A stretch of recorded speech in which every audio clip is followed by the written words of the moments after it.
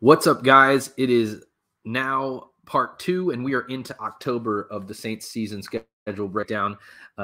We are 3-1 at this point. Let's count the wins and see if October is going to be a little too spooky for us or if we're going to handle our business. Patriots, Texans, Jags, Colts in that order. So again, we're going to see what's going on. We go again on the road a bunch. We're on the road a good bit early part of the season. And this first week 5 game after the 3-1 start with 3 wins in a row, we have the Patriots.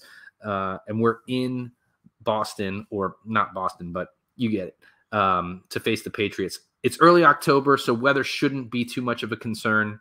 And this is an interesting matchup because I think not a lot of people know what to make of the Patriots.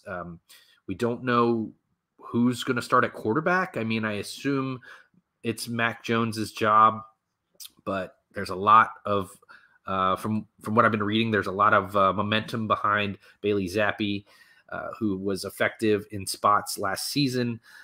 They didn't draft anything that stood out really, but the Patriots never really do.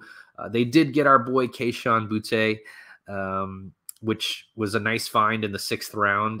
If he finds form, he is a very, very good skilled player who is great after the catch, is a good route runner. But this team is really, really kind of still in the middle of a retool.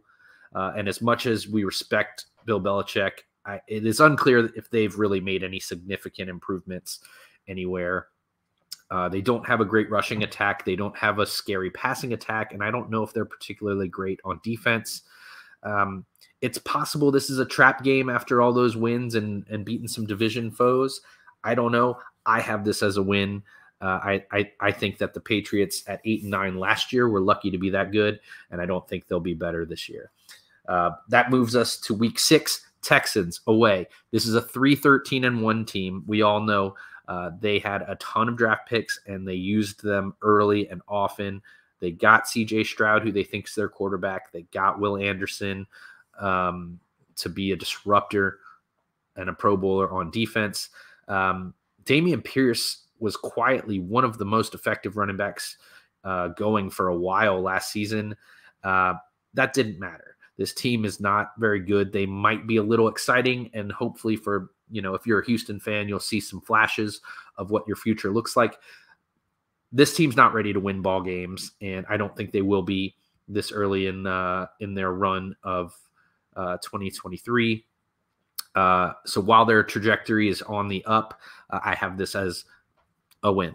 That takes us to week 7, Jacksonville Jaguars. This is a home game. The Jaguars were 9-8 last year, and they made a decent bit of noise in the playoffs with some unexpected wins.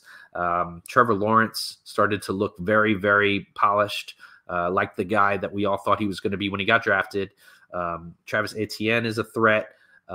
Christian Kirk looked like he was in form, and that was a nice pickup. And let's not forget that Calvin Ridley, a guy who was an extremely dangerous wide receiver in our own division not so long ago, he is back, and he will be on the field for the Jags. One note in the scheduling for the Jaguars, they have a lot of travel.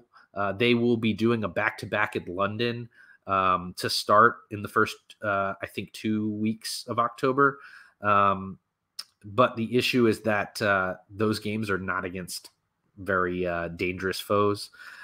They are a pretty well-coached and solid team, and they've improved the offensive line depth. They've added weapons.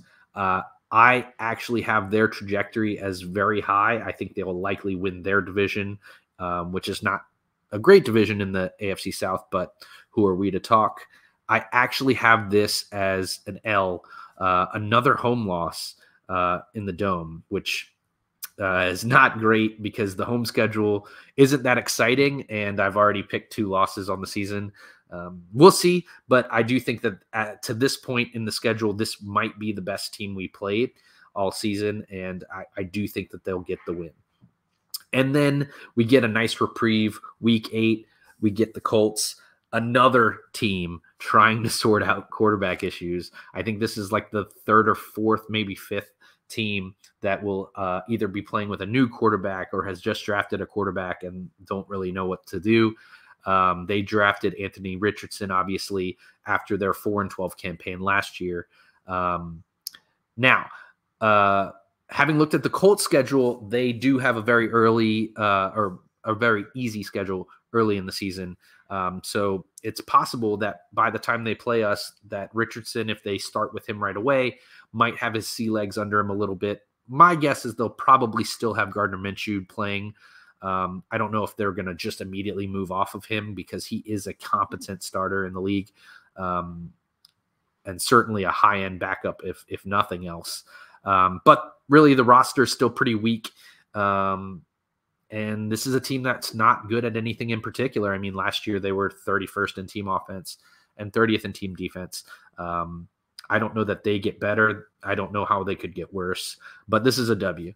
And so that takes us to 3-1 in this stretch of October. And that gets us to 6-2 on the season. I don't know.